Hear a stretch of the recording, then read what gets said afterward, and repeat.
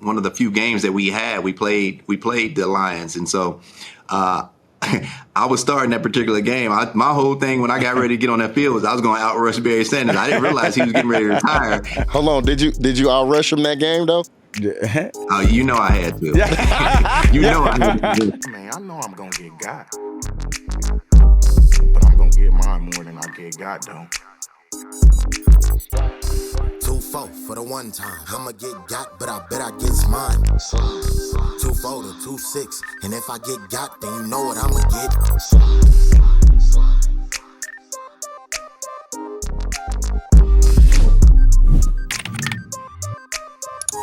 All right, Beast Mode. We got a distinguished guest today. All right, another running back. You know we like the running backs, boss. You know we love the running backs, man. Show love to the running back. When undrafted in 1997, played for the Ravens and the Kansas City Chiefs. He's a Super Bowl champion. You know, with Super Bowl champions get showed a lot of love on this show.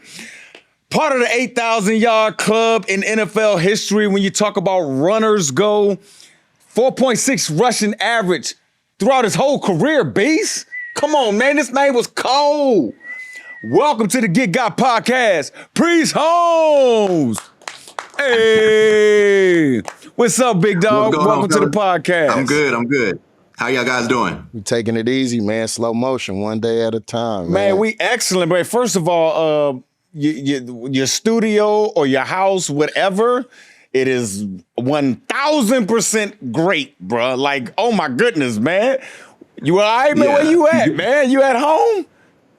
Well, I'm good. I'm in San Antonio, Texas, so I don't know if y'all made it to these parts, but not too far between Houston, Dallas, San Antonio, Austin, a small, big town at the end of the day. But yeah, I'm actually in the studio having a great time. I know that's right, man. I know that's right. Well, first thing I wanted to ask you, man, like, what did it mean for you to like go from being undrafted to being the NFL Offensive Player of the Year, man? Like that don't usually match up. You know what I'm saying?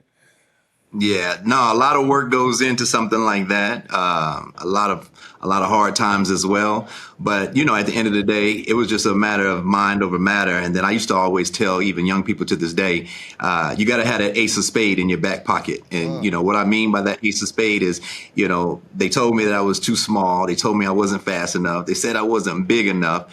Had I listened to that, obviously that would have put me on a different route, but, you know, or a different track. But I decided, obviously, to stay with that ace of spade. And those were the small things that I was being told as I was growing up, whether it came from my Uncle Earl, where it came from my dad, my mom, my grandmother. You know, it was those small things that they told me that I kept in my back pocket to know that when adversity came forward, you know, it'd be no problem to withstand it. That's big, man. I had a running back who was my brother, man, Justin Forsett. And it was a lot of things that you just mentioned right now that he said that they told him the same thing, that he was too small, he wasn't fast enough, he won't be able to make it. And I mean, I believe Justin got, I think, 8 or 9 years into the into the league. And yeah, I mean, that's something that I see with guys that kind of get that kind of, I call it a push or a cheat code, because then everything that you do is always like considered like the cherry on top. Because realistically, you already know. Mm-hmm. Now it's just that you got to show everybody and you get to prove it to them and then get to tell them, yeah, shut the f up. All of that you thought was going to happen, yeah, I'm going to show you that it's not going to happen. So, well, I mean, hell, he ran the ball like that, bro. Like, it seemed like every carry you ran the football with that type of intensity, like you was thinking all that stuff, like Money was just saying, all those people saying that negative stuff was in the back of your head. Is that something that, like, obviously, I know it motivated you looking back, but going through it, was that something that you actively thought about? Well, I want to make sure I touch on what Marshawn talked about just here a second ago. Justin Forsett, I still remember as I was on my way, ending my play, that I had a chance to work out with Justin Forsett. He came to San Antonio, Texas. He worked out with Bebe McClinton, which was my trainer for my entire career. So I know Justin very well. He went on to actually patent a few things and went and I think he went on a show that allowed him to. Yeah, if you remember that. Yeah, what's that damn show called? Shark Tank. He was on Shark Tank. Shark Tank. With Shark Tank. Shower pill. Yeah, the shower pill. So that was around the time that I was able to hook up with Justin Forsett when he was kind of doing that, making that transition out the league. So I'm pretty proud of him as well. He had that work ethic, always willing to work out, had a chance to do that. But, at the end of the day, it's just those things that make those special ingredients for us to thrive. I went to several of my schools. When I went into the league, it was always running back by committee, or there was another running back that they were putting in place or had a different plan with that kind of derailed, the direction that I wanted to go. But, at the end of the day, what I did was I looked at each one of those running backs every time I was on a team, and I was able to take something from them, whether that was Bam Morris when I went to the Ravens when I first came out in 1997, Jamal Lewis, and he came out of school, he came out of Tennessee ready to play, just right out of college, And so there were things that I could take about running behind my pads, the illusion of running a certain way. I think you kind of touched on that. You said you had this certain idea of how I ran or what I looked like as a football player, but at the end of the day, my size didn't change. I didn't get any taller or anything like that. It was just the way that I carried myself on the field that made the difference. Man, that is awesome, man. Because like I said, I was a fan of Priest, man, running that football. Actually, we asked all backs that come on the show about how the league, from a business standpoint right now, values the running back. I always tell Beast Mode, like, when I first got into the media, he had set out a training camp for some money, and that money he was sitting out for, backs barely get paid that now, and that was damn near 10 years ago. You know what I'm saying? And it seemed like from a value standpoint, and I'm talking about dollars and cents. I ain't talking about with every building values the running back, but I'm talking about dollars and cents wise on the checkbook. It seems like our number hadn't moved so much. Just give us your thoughts on like the value of backs, and from a money standpoint, you think we're being devalued? Well, I think from a money standpoint, I even go back to the time that I was coming out the league, 2007, 2008. I think the league revenue at that time was right around $6 to $8 billion. Now it's upwards of 20 billion. So, in terms of the value and the amount of money that's out there, there's more money to be grabbed, definitely. But in terms of just the value of the running back, it seems like they continue, when I say they as the league during the draft time, they continue to pick those one or two backs early on. But the majority of backs with a lot of talent, they end to get pushed back to the third round. So I think there's a lot of money to be had. Definitely a great time to be playing football right now. But, at the end of the day, it's always an opportunity for them to kind of push us as running backs back to the back corner because they know the production is going to be there. At the end of the game, whether it's defense or whether it's running the ball, you need that running attack. And the one thing that I can say that speaks loudly is, you got Marshawn Lynch, and of course we know him as Beast Mode. But he and I have something in common because, as he came onto the ranks, before him, it was Priest the Beast. You know what I mean? Priest the Beast. Yeah. Priest the Beast in Beast Mode. And like I said, so, it's just a matter of, the running back. I think the running backs will continue to be pushed to the forefront. And we need more guys like Saquon Barkley, and, even what he did in getting the Offensive Player of the Year. Incredible what he accomplished. But there were still some accolades that he didn't earn, after doing everything that he did last year. Yeah, don't get me wrong. I think he should have been the MVP. I was about to say, I love Josh Allen, and I think he's my guy. But you rushed for 2,000 yards, and I think all three of us understand how hard it is to get a yard in this league. You rushed for 2,000 of them things, man.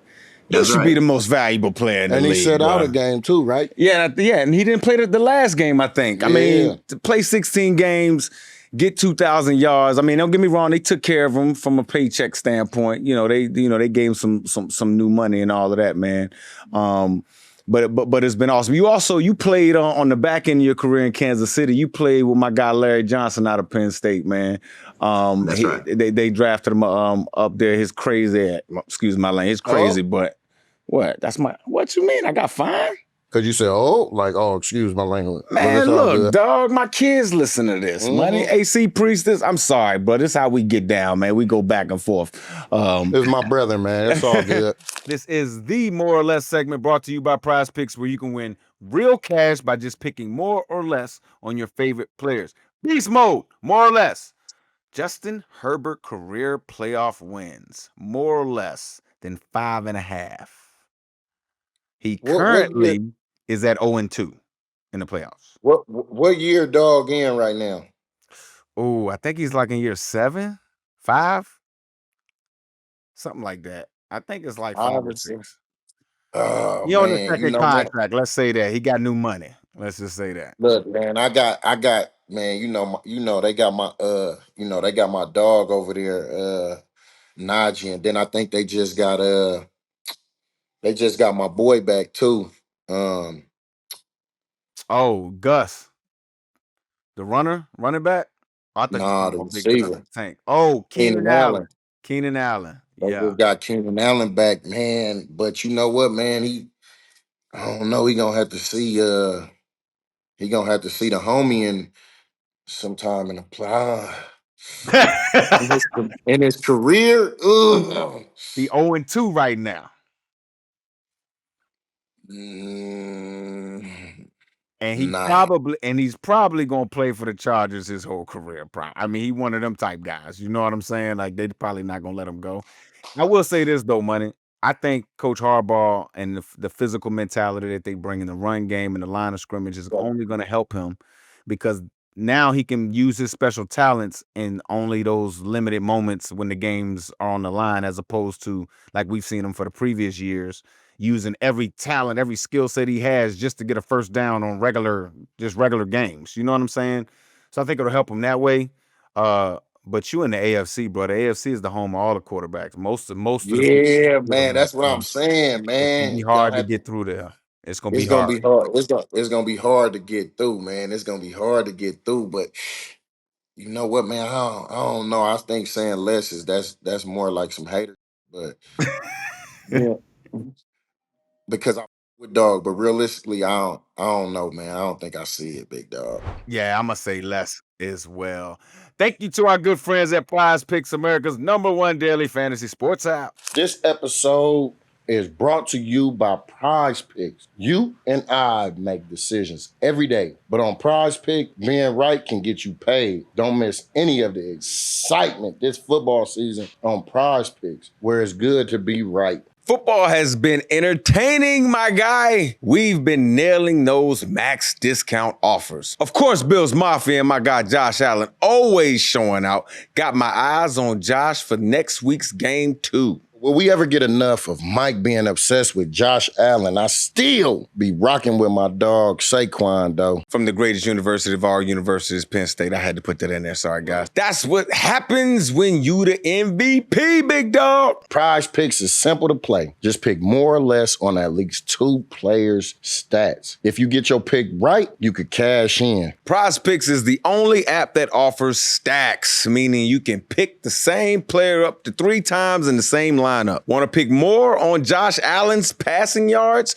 rush yards, and touchdowns? Now you can pick all of them in the same damn lineup, only on PrizePicks. Download PrizePicks app today and use code GETGOT to get $50 in lineups after you play your first $5 lineup. That's code GETGOT to get $50 in lineups after you play your first $5. PrizePicks is good to be right.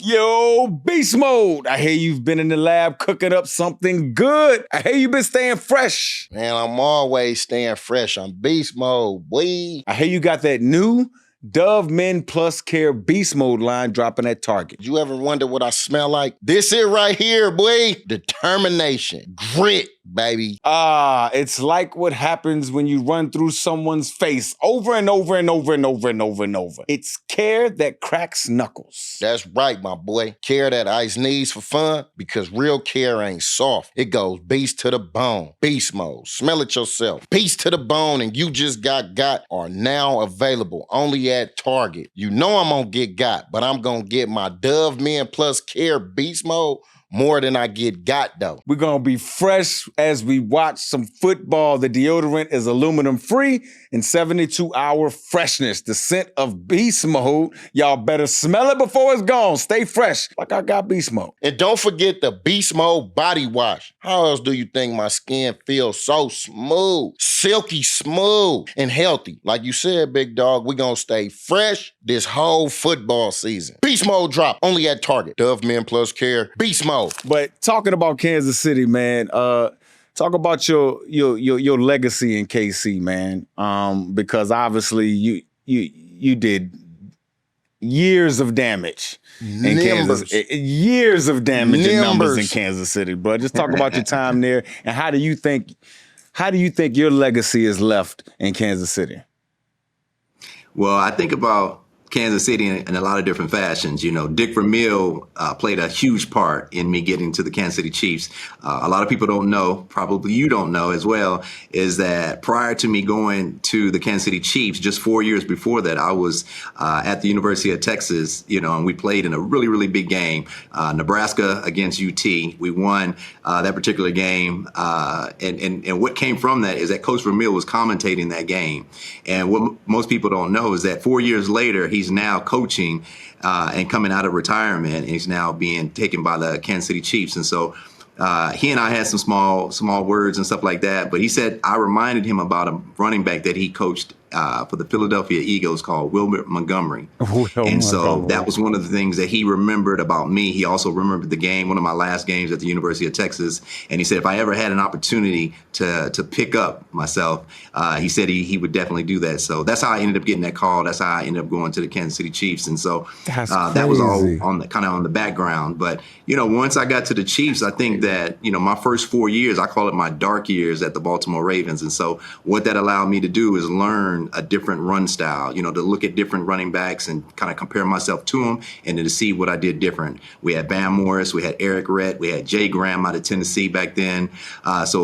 Kenyon Cotton, a lot of guys that were very talented, but definitely something different. They were all bigger backs. So the one thing that I always knew is that any day I got on the field, they would never look like me running the ball.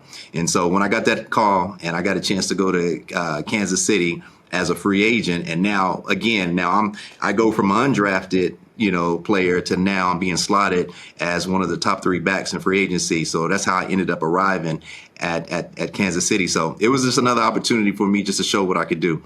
It had been a long time coming, but you know, once I finally got to KC, then things opened up, and then, you know, that rest is history. You know, I took off running. And there's some great history. Great history. So I don't know if you know, like I was Beast Mode's fullback, and there are times where I don't know.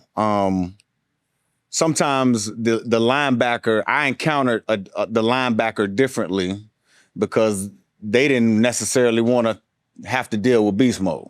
You know what I'm saying? Like they throw themselves into me to get blocked. You know what I'm saying? Because they didn't necessarily want to have a physical altercation with beast mode.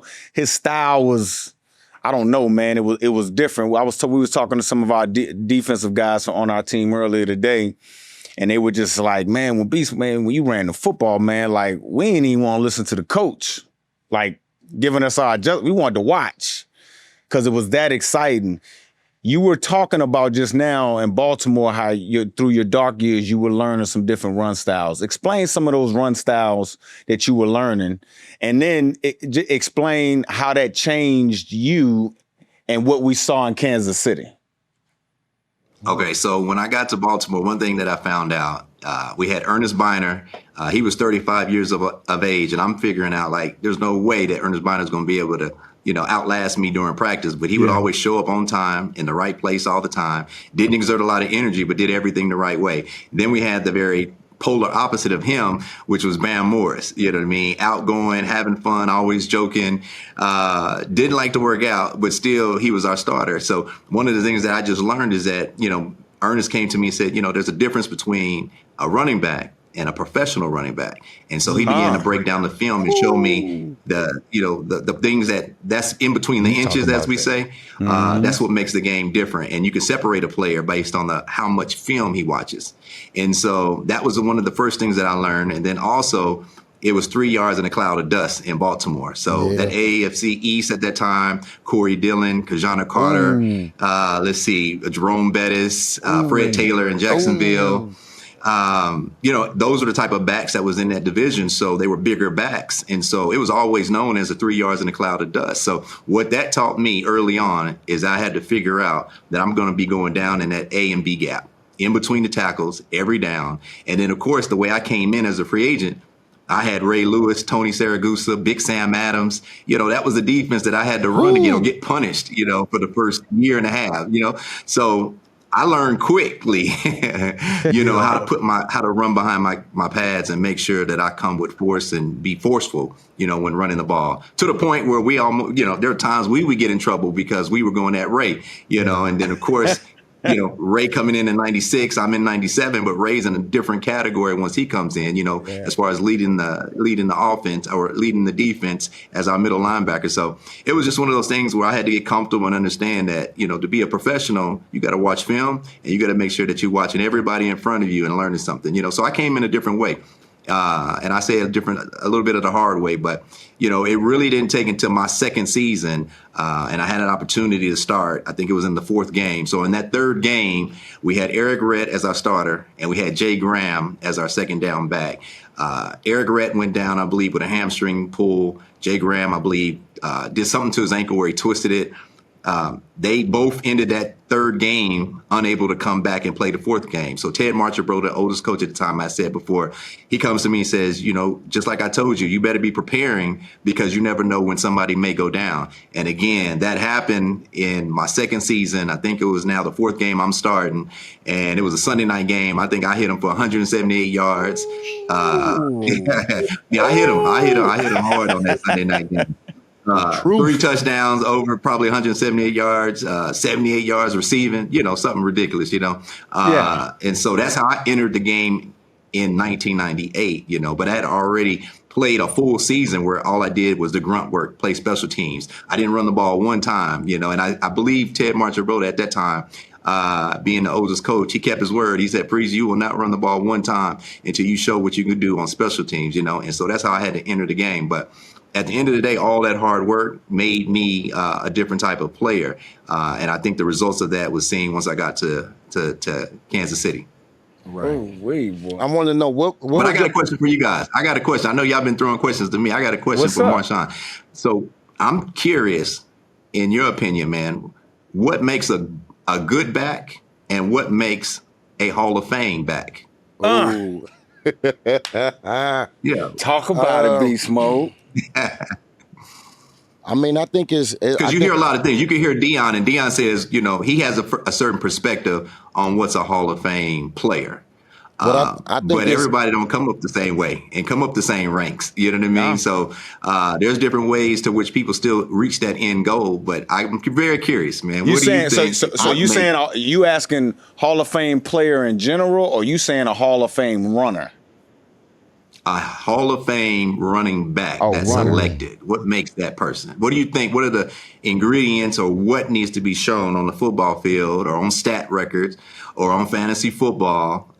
Because there's a number of reasons. I believe it's more of a narrative. Wherever the narrative that the Hall of Fame is going, they're going to push that narrative to the player that they're going to pick. I could be wrong, but I'm curious to know what you know about it. I believe that they will push that narrative too. And for me personally, I think it's because every running back, like you said, is something that when I look at, like, you can take something from any running back and you can add that into the arsenal of what you got. But realistically, to me, what would is being able to change the outcome of the game. And what I mean by that is when you step on the field, the defense button up both chin straps because they know that they're going to have a hard days at work. And I believe that it's more so not the things that's going to show up on the stat sheet. It's going to be all of the minute things that a lot of people really don't pay attention to. Like, I mean, you know, you could go out there and run for 200 yards, but I think it's your ability and the amount of eyeballs that you attract when you don't have the ball in your hands and what you can do on that field, whether it's picking up a block, you know what I mean, being able to put a chip on a defensive end, you know what I mean, in order to give that quarterback, you know what I mean, that split second to throw the ball. But for me personally, I really believe is being able to generate the perfect game and not just the stats. I got it.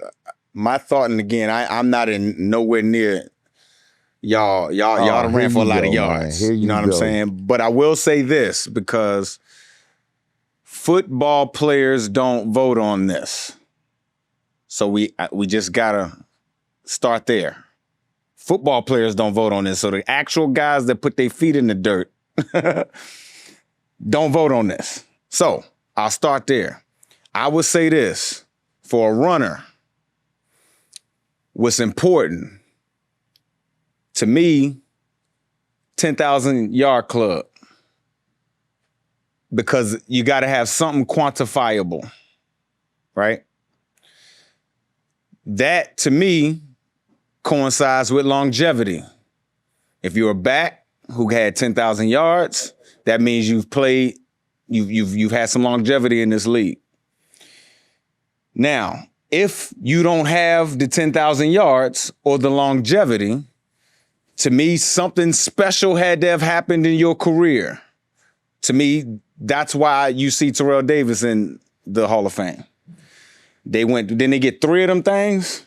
Or 2, or he got 2 back-to-back or something like that. He got 3 Super Bowls or whatever, and he went for 2,000 yards. Okay, and you can argue he had a stretch of 4 games during that playoff run at the end of the first Super Bowl, I believe, where, I mean, the dude almost had 1,000 yards, I mean, just in those little bit of games. You know what I'm saying? So I do think there should be some quantifiable numbers in there that you at least got to base something on, because the people that are making the decision don't know how hard it is to get the ball 8 yards behind the line of scrimmage with 11 sets of eyeballs looking at you. You see what I'm saying? So that's why I gave those stats. What about you, Priest? I like that. Yeah, so, you know, I definitely will lean with you, Marshawn. Definitely those intangibles. He's got that particular player has to impact the game, not only impact the game, but also impact the defense in a way in which those eyes, like you mentioned, eyes got to be on that running back, and the game plan has to be adjusted to stop that particular player. I think there's a lot of ways to reach that end goal. And I think we've seen it with a number of backs that have been selected from your 15,000, your 12,000 to your 10,000 back for the backs. And there's a few of them that are actually that have now been brought into the Hall of Fame that are under that 10,000. But yeah, I had that question because I get that asked quite a bit, you know what I mean? Because there's so many players that will end up as finalists, and that they'll kind of hover as a finalist for a number of years, and then it'll just be a matter of time of where that narrative leads. But I think you're definitely right also with the fact that in terms of the votes, it doesn't necessarily directly come from the players. I think they can have influence on the vote, but I think it's the sports writers that make the main decision on how that selection goes. And also there's a committee as well. So you'll be surprised, some of the owners of different companies that are on that committee. We've actually had one here in San Antonio that sat on that committee, and had a vote that was casted as well. So it's pretty interesting to see how that all works out. Well, I mean, and to you guys' point, like, we would value a chip block. We would value the fact that you can see linebackers running into the fullback differently. We'd value the fact that I know this man, Beast Mode, I know for a fact every single time he got the football the years I played, he had an extra guy in the box. I know for a fact that was the case. But see, I don't get a vote. A football player don't get a vote. I don't think a media person or a CEO of a company is looking at that type of stuff. You see what I'm saying? And I remember being on TV having a chat during the Super Bowl one time, and Prime was on there, Kurt Warner was on there. We had a couple other Hall of Fame guys on there. And even Prime said it. We let too many guys in. The problem is we've let so many in that now we don't really know what a Hall of Famer is. And he even said it like there probably should be an upper room of the Hall of Fame. Because there are some guys that are exceptional, man. Like we can't not say there aren't no exceptional guys. But not everybody that's supposed to be in there is in there. So yeah, and I would say definitely that I think that the journey of these different players, regardless of the position, it's the journey that makes them exceptional as well. Because that story sometimes is not heard, or sometimes it's not written out when you just pop on the film. There's a number of things that goes into it, but I think at the end of the day, we're going to continue to see more guys celebrated, and we'll continue to see more Hall of Famers. I'm just interested. And that's the reason why I asked that question, because I wanted to get your perspective on that, because, of course, that always goes all around town, when it comes to Hall of Fame players and how that selection goes. The holidays are upon us, and businesses are hiring for seasonal roles. Everything from haunted corn maze workers to lead elves and real bearded Santas to snowplow drivers. This means that people with certain skills, experience, and even a special license are in high demand and not easy to find. Money, you want to be bearded Santa this year? Not this year, my boy. Whether you hiring for one of these roles or any other role, the best way to find a perfect match for your role is ZipRecruiter, baby. And right now, you can try it for free at ZipRecruiter.com/getgot. ZipRecruiter's matching technology works fast to find top talent, so you don't have to waste time or money. You can find out right away how many job seekers in your area are qualified for your role. Let's find those bearded Santas. Let ZipRecruiter find the right people for your roles, seasonal or otherwise. 4 out of 5 employers who post on ZipRecruiter get a quality candidate within the first day. And right now, you can try it for free at ZipRecruiter.com/getgot. Again, that's ZipRecruiter.com/getgot. Jaxon is ChatGPT for sports. Tap into over 10 years of historical data for smart decisions. Get instant prop suggestions and fantasy help specific to your needs. Let's get those PrizePicks picks popping. How has Patrick Mahomes done as a road underdog? All right, let's see what Jaxon has to say about this. Okay. Patrick Mahomes' overall record as an underdog is truly legendary, with reports showing him around 11-3 straight up. Damn. And 12-1-1 against the spread. That's insane. This is sick, money. I wish I knew about Jaxon sooner. Everyone gets a free 1-week trial. Subscriptions start at just $10, but use code GETGOT for 25% off. Head on over to www.pinesports.com to try Jaxon for free. The Fed has finally dropped interest rates, and that's great news for American homeowners. Expenses have been a major burden on families, Beast Mode. Wages are flat, prices keep climbing, and for many, the only way to make ends meet is to lean on credit cards. But that cycle of high interest debt makes it hard to stay ahead. If you're a homeowner, I want you to call American Financing right now. Interest rates have dropped. Many homeowners are seeing options in the low 5s. Ooh, let's get it. Compare that to credit cards charging rates in the 20s or higher. There is an easy path to see how you can finally put your hard-earned equity to work for you. American Financing can help you pay off that expensive debt, free up your cash flow, and keep your budget under control. control. Their salary-based mortgage consultants are saving customers an average of $800 a month. And if you get started today, you may even be able to delay your next mortgage payment. Take control. Call American Finances today at 866-886-5350 or visit AmericanFinances.net/getgot. But so just to shift gears a little bit, you see how I did that? Yeah. I learned that from Mike. But no, I just wanted to know what was your favorite run play? Let's see. So I've had a few, but probably the favorite one for me was either a stretch run where you get me out on the perimeter. Okay. And I think on the perimeter, I'm at my best because now I get a chance to put any defender on the island. I get a chance to break them down one-on-one. And I get a chance to determine exactly where the flow of this defense is about to go. Where I stretch the run as if I'm running to the sideline just to set them up to cut back or to put my foot in the ground, or the ability to hesitate and then take the outside. So the perimeter run, it was a really, really favorite run of mine. But there was one particular that was definitely even more special. And that was any kind of delayed run where you give me a chance to set up the defense and get to the second level.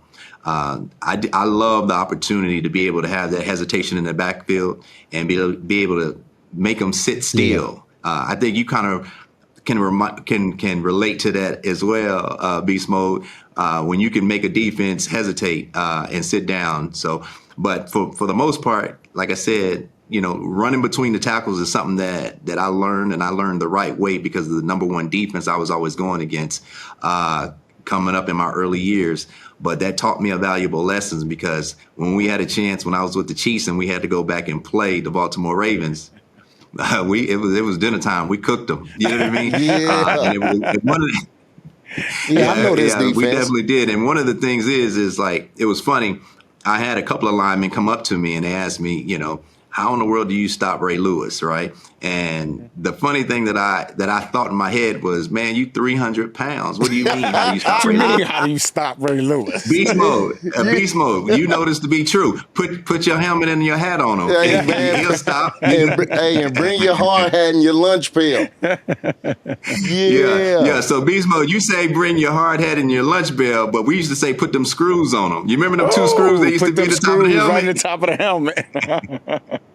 Yeah. Now it's outlawed today, and so many things have been banned in terms of the different plays and different ways of tackling a player. I think probably 3 or 4 of those that have been banned now were legal when I played. The horse collar, which I suffered an injury from being horse collar, that's no longer allowed. And then also targeting with the helmet, But I played at a different time, and 2 of these was a different beast as well when I was playing. So I'm glad to see where the game has gone to create that safety. But I also believe that there might be about, like I say, when it comes to college players, and I know that they're receiving money, 50% of them do deserve it. The other 50%, they stealing because they ain't going to be on that field, you know what I mean, putting that work in. You ain't never lie about that, bro. He said they stealing. They stealing, man. Out there barefaced stealing with no mask. Priest, is there any backs today that you watch, that you enjoy watching that's in the league right now that, I don't know, maybe remind you of yourself or you just enjoy watching? Yeah, I think, but there's a big difference just because of the way the game has grown now. And so Beast Mode, can you imagine, right, playing today and knowing they can't hit you with their helmet and going downhill and knowing, they can't lower their head. They can't hit below the knee. They can't dive. They can't launch. It's a different game right now. And so I think the backs, I take my hats off to them because they still showing what they can do. But Saquon definitely is one that I've looked at. Bijan Robinson as well. These are young cats, man, that have been explosive on the game and also bring a different mystique to the running back position. They do it well. So I think between Beast Mode and myself, we're different type of backs, That's a fact. But one thing to be sure, And I think y'all kind of failed to mention this in terms of, a Hall of Famer and in the ways that you depict backs. It's more than just running the ball. It's about how you handle somebody coming across that line of scrimmage that's trying to attack your quarterback. Yeah. And so that pass pro. I don't know too many. I don't know too many of them Hall of Fame running backs that was handling somebody that came across that line of scrimmage. You know what I mean? So that's another element about the game that isn't talking much about in terms of the type of aggression that a running back can have. But I know Beast Mode had it, so I'm talking to the right guy. Pass pro. I mean, you had to take pride in that. And I mean, you mentioned it, coach told you, you will not get a carry until you show me what you could do on special teams. And I remember my running back coach from college was telling me, like, if you do not know the pass protections, I can't trust you to put you in there, so you will never touch that field to run the ball if you do not know what you're doing when that quarterback is back there throwing that ball. Because if you can't protect them, then you can't run the ball. It was a fact, but that's huge, man. But I'm gonna tell you this, man. It's a pleasure to be able to put it together with you to have a conversation. Because you for sure is somebody who, when I was coming up, especially playing on Madden, that I would pick during rushing attack. Yeah, and bro. had you going crazy. So, man, I do want to put that out there. Like, I do appreciate your game, and I do appreciate, you coming on here and giving us the opportunity to, to holler at you. And Priest, you right too. Y'all were different backs. You like being on the perimeter. I don't think I can remember a time when me and Beast Mode ran a perimeter play at full speed in practice. Not once. Every single time a perimeter play was called, Justin, Leon, come on, man, get on up in here, man, so we get some inside plays. He ran it. Now he ran it in the game. He scored long plays in the game. He would do it, but that man wasn't trying to run around no defense, Priest. He wanted to run right through him, man. So, yeah, you definitely was right with that. Two different styles of running. But like you said, different ways to get to the mountaintop. I will say this, man. 20 touchdowns in back-to-back seasons, dog. Like, you had a knack for finding the end zone, bro. Like, was that something that you were just always good at? Was that something or you just had a magnet? Or you just had a magnet. He had a magnet, the ball set up in the end zone. In the end zone. Yeah. Well, from an early age, I've always been able to have a nose and a knack for the end zone. So that was something that was just bred at just running the ball in Texas, alone. But I think it goes back to my college years when it was running back by committee, and we had Ricky Williams, which everybody knows, and the amount of things that he's done in his college careers, especially. We had Sean Mitchell, which is a junior transfer out of Blaine College. He was actually our fastest back at that time at Texas. And so it got to a point to where they would give Sean 1 or 2 carries coming out the gate on our 20-yard line and say, Sean, if you can score from here, you better try it because Ricky's going in. And so Ricky would get us all the way down to the red zone. And so one thing they always knew for sure, if Ricky got us down to the red zone, Ricky, you better score from 25 out, because if you let me get in there, that's about the time I'm going to be able to get in. That's the time I'm going to go score, And so I learned that early on, actually. And so it just carried on into Kansas City when I had an opportunity, that was put in front of me, and became that starting running back. So, yeah, those 20 touchdowns back-to-back, the touchdown record at that time, those are just something that I can also relate to my linemen, man, and give credits to them, because it's funny, and I think Beast Mode, you probably can relate, but because you like to run between the tackles, obviously you was going directly at them every time, Size-wise, we probably are a lot different in weight during our playing years, but the one thing that I learned is that when I run to my left side, I had 2 guys on that side, which was Willie Rofe and Brian Waters. And Brian Waters was a dog on the line, you know what I mean? And so he was going to throw somebody in your path. He was going to bulldoze somebody. He was going to smack somebody with his hand. And so what I learned early on was that when I was with the Chiefs, when I would run to my left side, I just ran aggressive and just got to the line of scrimmage and then just ran through people.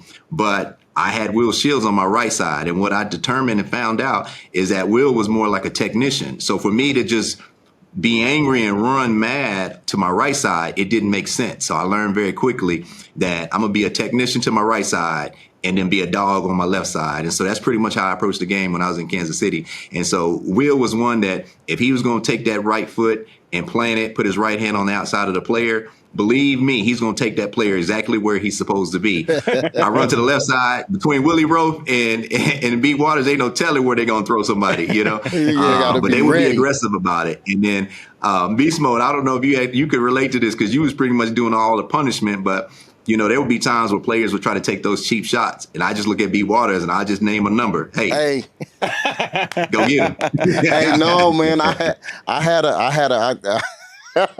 It's crazy you say that because I call him a bulldog. I had a bulldog like that, Bruno Giacomini. Bruno. And anytime, we had a guy who was one of them ones, I just tell Bruno, it's one of them plays. He say, what? I say, yeah, it's one of them plays. I need 15. You go get 15 and then I'll go get it back. And he would do whatever he had to do. But even if it cost him a 15-yard personal foul penalty, he was going to do it. And I just tell him, all right, now I got you on this next play. But he would go, and I don't care who it was, he was going to make sure that they felt exactly who he was. And I take the leash off of him and tell him do it early. And then we ain't had to worry about him no more. That's it. That was Breno's job. Yeah, I know that's right. Yeah, so B. Waters, he had to choke out a couple of players for me a few times. I just named the number. And I said, go ahead and get that get back for me. Yeah, man, you got it. But see, though, just the way you just broke that down, just even from, with the mindset that you had versus when you running from to the left versus running to the right. When you know your guys and then plays don't become plays anymore. It become, it's like the art of war. You know exactly who you got over here and you know what you can get away with when you run into the left and you know who you got over there on the right and you know what you can get to. So a lot of things will change as far as our running scheme was inside, outside zone. And Coach Cabes used to say something where we used to talk about popping the clutch. And that was more so like a little bit more patient and hesitant with, how you entered the hole. But what it did was when I know I'm going to the left, I had a guy over there who I would like to say is more finesse. I know I had to stay on my track and I had to hit a certain amount of steps before I made up my mind on whether I was putting my foot in the ground and getting downhill or taking it outside versus when I'm going to the right with Bruno, who I know is a mauler, a missile just waiting to be launched, where I got a little bit more freedom and I could just do whatever the hell I want to. Those type of things I think will separate. Also, those are two things that I think will separate from a great running back to a Hall of Fame running back is knowing who you got around you and when you can and cannot make those type of plays. You absolutely. Yeah, you talked about those. You talked about the track too, Beast Mode. And so we had, that was one thing I can even tell running backs to this day. I said, you got to know your first three steps. It'll be, if you're going downhill like the play that you would mainly run, open step, crossover downhill. Yeah. You know what I'm saying? Or you're going to put that jab step and go downhill. You got to know those first three steps because you control everything once you are in those three steps. Right. And so you can speed up the run, slow the run down, hesitate the run, disguise yourself as if you're going to sit in the pocket and then bounce out or show more control and as if you're going outside for a burst on the perimeter and then bring it back in by putting your foot in the ground. So those first three steps is always the most important. Yes, sir. Priest, how tough was it for you to walk away from the game, man? I know injuries played a big part, but how tough was it for you when you had to make that decision? Oh, it wasn't tough at all because when I hit that ground and couldn't feel part of my body, it made the decision for me. Made it for you, huh? Yeah, it made the decision for me. So I was in Indianapolis, and I'll kind of give you a little lay of the land on how that happened. Basically, it was like an open step crossover downhill. I take it inside. I probably got upfield, probably to the second level of the linebackers, probably maybe going about 10 yards. And as I got tackled, I was going down. The thing that most people don't know and probably didn't see is that as I was getting up from getting tackled, I saw the DB kind of coming from an angle from the left side as I was going down. I assumed, should not assume, but I assumed he was going to peel off. But he actually jumped over me. And when he jumped over me, I was coming up to get up and caught that knee. And so his knee to my helmet, and then it just hit one of those things where I was having some issues with contact and my nerves. And so I hit the ground, and my players, like my linemen, were over me telling me, basically, Beast Mode, they'll put their hand out for you to get up. Yeah. And so one of my linemen put his hand out for me to grab it, and then he'd help me get up. And I wanted to grab his hand, but I couldn't. I couldn't feel anything in my body. I could just only move my eyes. And I'm looking at him wanting to get up, but I couldn't, because when I caught that knee to the helmet, it just hit one of my nerves, and it was just like I had no feeling. So that feeling that lasted maybe 3 to 5 seconds, right? But it was that one feeling to where you was like, I could not feel any part of my body. So once my body came back, right, my lineman still grabbed me. I got up, and then I was going back to the sideline. Actually, no, I was not going back to the sideline. I was actually going back to the huddle. So I'm walking back to the huddle, but I'm feeling like I'm in a NASCAR movie or on a racetrack to where everybody is going fast, moving fast, but I'm just walking on clouds. So I get back to the huddle, and so I look at the quarterback at that time, and I basically signal with my eyes like, when he called the play, it was another run play. And I'm looking at him like, I can't feel my arms. I'm not going to be able to run this ball. Oh. And so and at that time, I can't remember who that was, because that was actually in 2007. So this is after Trent Green being my quarterback. And so anyways, he stuck with the play. He was a younger player, so he wasn't going to change the call. So he called another run play, and he handed the ball to me. I grabbed the ball, knowing I can't feel any of this. And I grabbed the ball, and the first thing I was thinking about is cover. Like, let me find the back of a lineman and then just get up tight with him and then just go ahead and go down. And so after that happened, that was the one time I realized that, man, if I continue to play this game, well, something bad going to happen, And so what I decided to do is, after that, it was right at halftime. So the whole team goes in. I go into halftime, and then I'm talking to the doc. And, of course, the doc isn't on record, but he's actually just talking to me just as he would, like maybe talking to his son. And, I asked that question, he said, are you going to go back out there? And I said, well, what would you do if this was your son you were talking to? And he said, don't go back out. It ain't worth it, And so that's what kind of helped me make my decision. And I didn't even come out the locker room after that. I just stayed in the locker room. 2 days later, I made my announcement. That was it. That was the end of it. Oh wow, man! That was and so was that a neck thing? Yeah, so it was like cervical C3, C4. So it was one of those things where I started taking different shots. It got to a point where, like, during that season, because 2007, I didn't play the first 8 games. So Larry Johnson was our starter. And then we had Kobe Smith as a young running back out of Louisville. And so the way that I came into my 11th year in the NFL, I thought it was gravy. So they told me, they said, look, Priest, you can only do at least 10 plays. And I said, well, 10 plays, how do y'all want those 10 plays? They says, not 10 running plays, not 10 passing plays, but you get a total of 10 plays in 2007. And that's how you're going to, continue on with your contract. And I said, well, 10 plays, I can definitely do 10 plays. That's cakewalk right there. So I'm thinking that I'm getting ready to prepare to get ready for the season. I'm already out the first 8 games. For me to go into the 9th game, it's only 10 plays. Well, LJ breaks his foot, does something to his foot to where he's out for the season. Kobe Smith is the young running back. So, they go with what they know, in terms of what my production had been prior to that. So they put me in, and I think I played it was like a Green Bay game. And it was just so funny. So I'm running in beast mode. You can relate to this. I'm running like a angle route, which is basically you come out, you offset in the backfield, you run to about maybe 3 to 4 yards past the line of scrimmage, and then you're waiting for the linebacker to come cover you. He's either going to be on the outside of you. If he's on the outside, stick your foot in the ground and then go back inside, right? Boom, catch the ball. You're going to get that first down or that 5-yard, 6-yard gain. Yeah. Or you might break it if it's in zone. But if the linebacker is actually on your inside, then you're going to put your foot in the ground and go outside and run the flat route. Well, I'm playing Green Bay, and I don't even know who the kid is, but I know he had long blonde hair. It was one of them kids, and you probably remember who that was, Beast Mode. But Whether Clay Matthew or AJ, it might have been one of the Matthew brothers, right? And so one of the younger ones. And so I'm running out. I put my foot in the ground. So the linebacker is actually he's on the outside of me.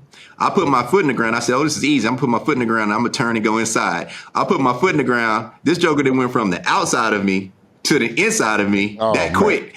And so that was one of those things that just kind of like I laugh about it to this day, but it was one of those things before I caught that knee injury where I got hit in the helmet. While I was getting up, it was plays like that I started to realize, like, hold on, you know what I mean? Like the game, the speed and all that stuff is changing, you know what I mean? So when they told me the 10 plays, I was just on board with that. I'd be a mentor to Larry Johnson and continue to just ride out, what I needed to do. But it didn't end up that way because when Larry got hurt, then they put me in their gang. I was running like 28 times. I said, man, what the hell happened to this? Load him up. Set him up. Yeah. No, so what's crazy about that is I heard this story that you telling from so I played college with a running back named Marcus O'Keefe. And he was there with you when that situation had happened. So I've heard that story, but I've heard it from him. And the thing is, he's actually here with us right now. But as you was talking about it, it just reminded me like I remember my brother Deuce had told me about this. And then to hear you actually talking about it, it's just crazy. But I didn't know that it was, that it was that serious. So how is absolutely? But so how is your body now? Yeah, so it's one of those things that when you have any kind of cervical or lower lumbar injuries or contusions or things that are bulging disc or anything like that, that's obviously something that you can't fix. You can choose to go that route with surgery. I've been told and recommended that cervical surgery would be recommended, lower lumbar surgery would be recommended. But it's just one of those things where I've not really heard many success stories from former players.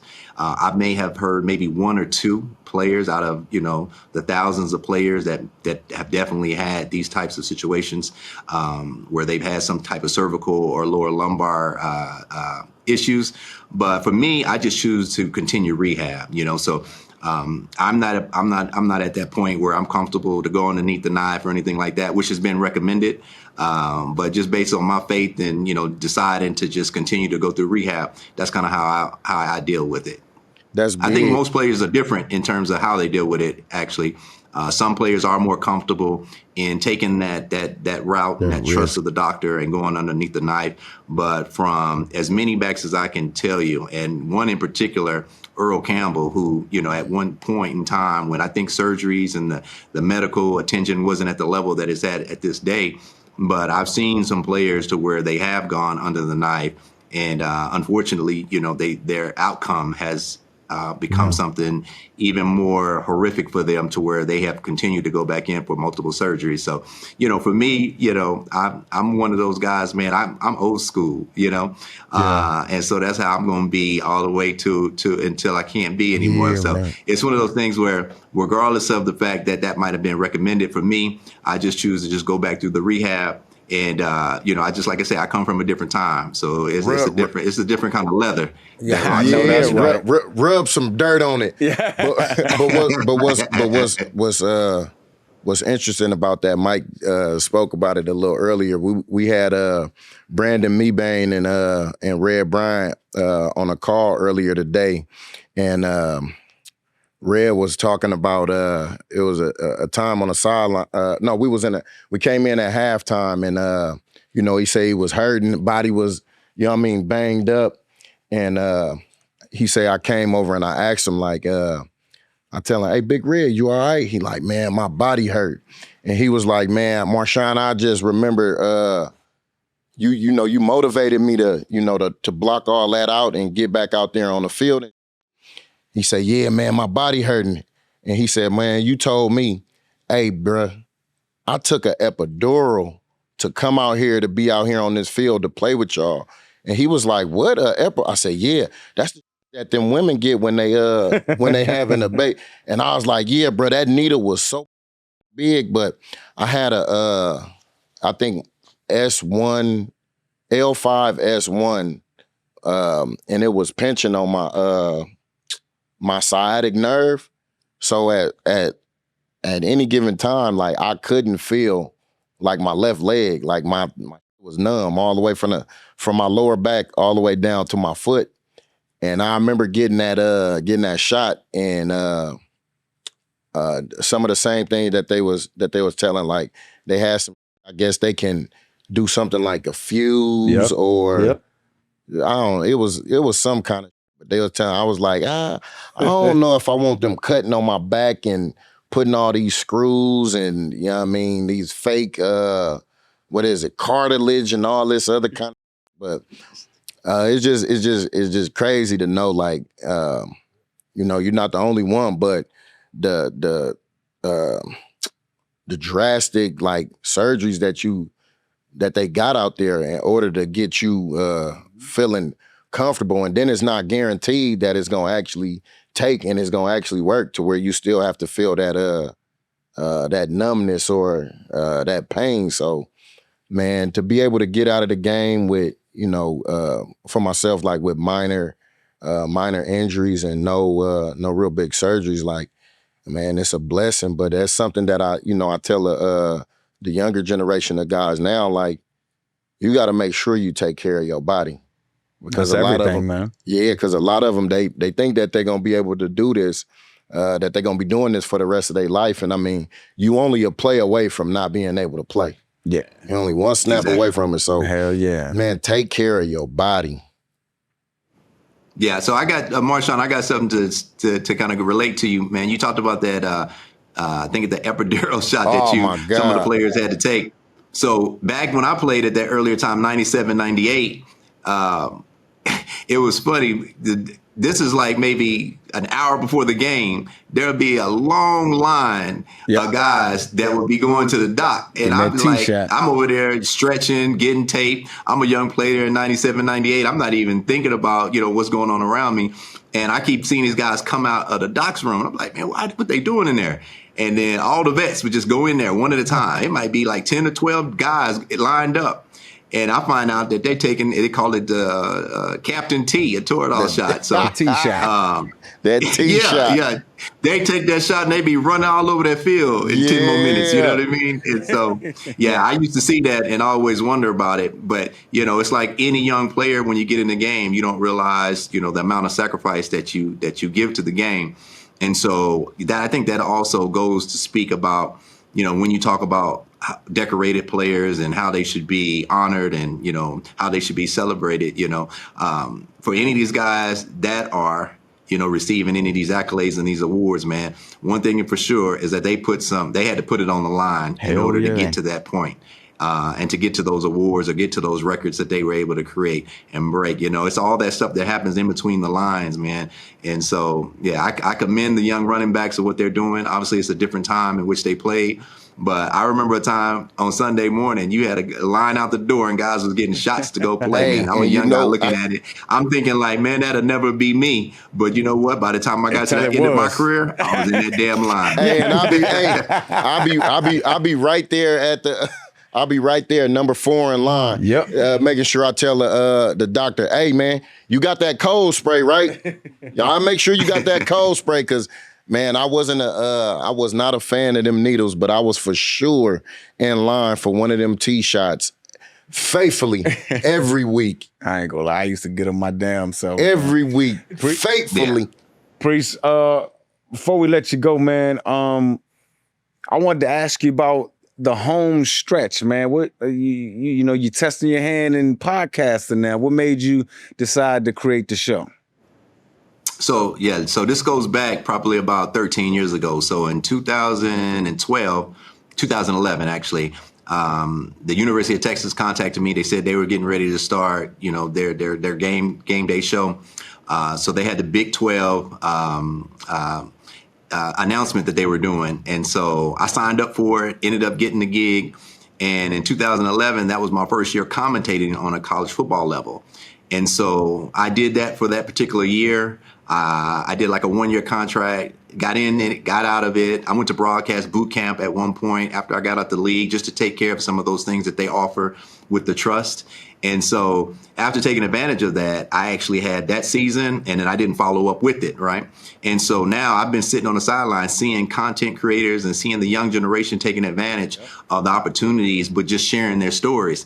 And looking back, I'm like, man, 13 years have passed, and I didn't decide to take advantage of the opportunity at hand to where maybe if I would have stayed with the commentating, I'd be at a different platform or working with a different organization right behind that. So I got this opportunity where I was approached about doing a podcast, and I said, man, shoot, I definitely ain't gonna pass up the opportunity now. I said, it's 2025, and I said, I know what content creation is all about, and I've seen it grow. And then also just young people, my daughters, they're always on social media. So I see the impact of it, and I know it's not going anywhere. And so for me, I wanted to necessarily do one or two things. And that was also to basically tell my story, right? Because my story hasn't been heard. And the reason why I think that is important is because it also gives me an opportunity to talk football, to share my stories, and then also be able to get a chance to meet guys like Marshawn. You know what I mean? I know that we played right on the cusp of where I was kind of ending and then you were starting. Yeah. But it was just an opportunity to be able to connect with some former players and also be able to share my narrative, tell my story. And then also the most important thing is to talk sports, right? Because I've got a perspective on sports, and it's time to share it. That's what's up, man. Well, the thing is, man, we actually need it. Because, I mean, it was something that I used to think about, like, even the fact that, like you said, you was on your way out when I was coming in. And the thing is, a lot of players, because, I mean, you got, so many different personalities. And, some of the guys like, Barry, like I never got to put it together with Barry. The same with you until I was retired. And the thing is, like, in the sport, you come from a small community of guys that actually play this. And I felt like had I been able to talk to, more of the guys that done it before me, had I been able to talk to them while I was in the league and, in my prime doing my thing, but having the opportunity to talk to guys who's came from it,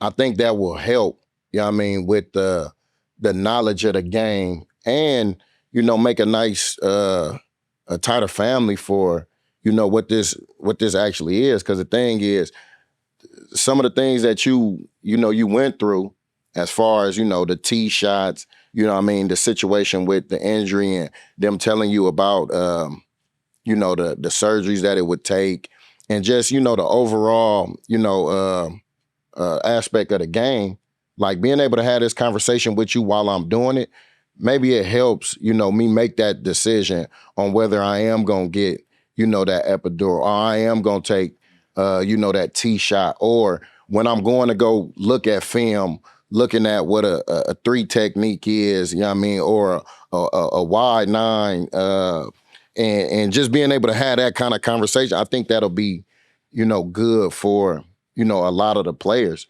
especially for the ones who, don't mind reaching out and getting game from a lot of the older guys. Because, when individuals retire, like, oh, no, I wish I would have been able to talk to so-and-so when this was going on. And we missed that opportunity. So, I think it's a blessing that you're going to be, in that space and, to reach out to, to have that line open for you to reach out to guys and for guys to reach out to you to have those conversations. So a lot of respect, big dog. Yeah, absolutely. Yeah, it just puts me back in the space where, I get a chance to, like you said, be able to talk and mentor some guys and just make myself available to where they see that I'm out there, and I'm pushing the limits as well with the home stretch and bringing on guests and getting a chance to connect with the younger players and also some of the former players. You mentioned Barry Sanders. Actually, I think that was like '98. I think was his last season, and I remember one of the few games that we had. We played the Lions, and so.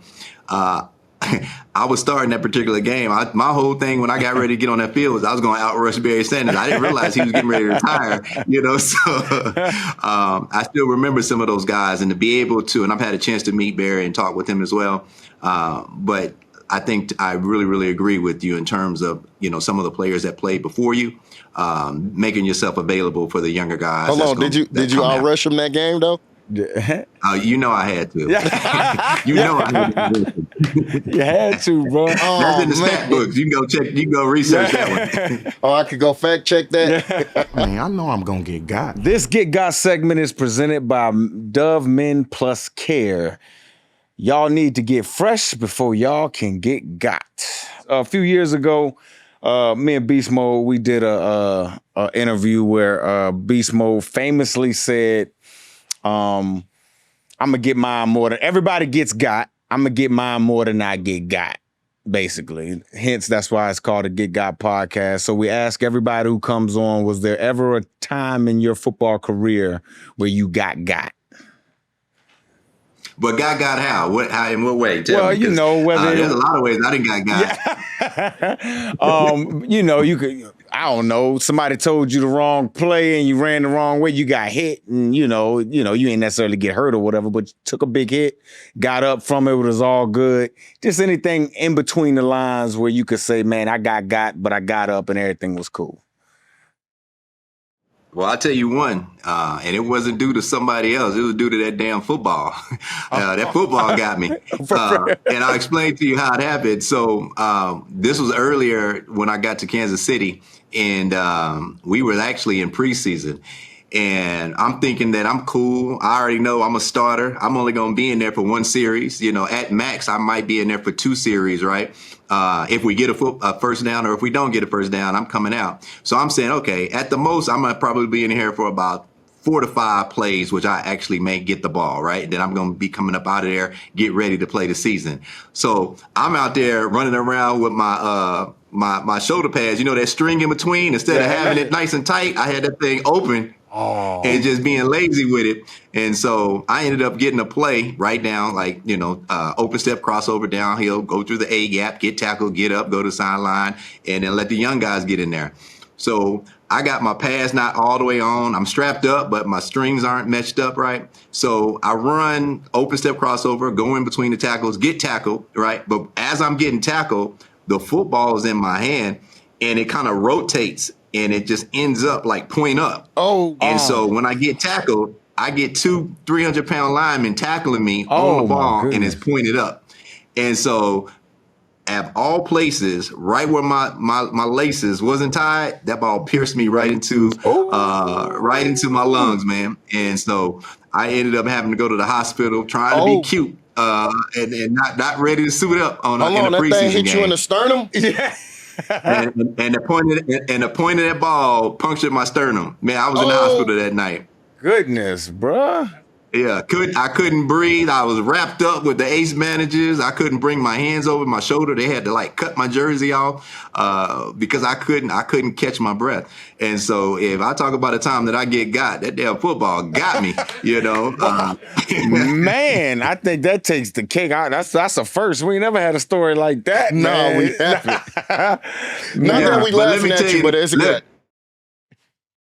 Yeah, but let me tell you the killer part about getting got by the football. The one thing that we say is that on game day, right? We just opened up the season the very next week. And guess what? Every expectation was that you was going to be right back in there running that ball. So literally, I got a week for my sternum to at least improve a little bit. I go out the first game of the year wrapped up with an ace bandage. And it's one of those things about football. That's the part between the tackles and between the lines and between the inches people don't realize. is that even though my sternum was punctured and bruised, guess what? I had that ace bandage on. I was in that first game of the year ready to rock. You was ready to rock. That's how it goes. That's exactly how I go, man. Brees Holmes, thank you for coming by the show, big dog. That was dope, man. Yeah, man, I appreciate it, big dog.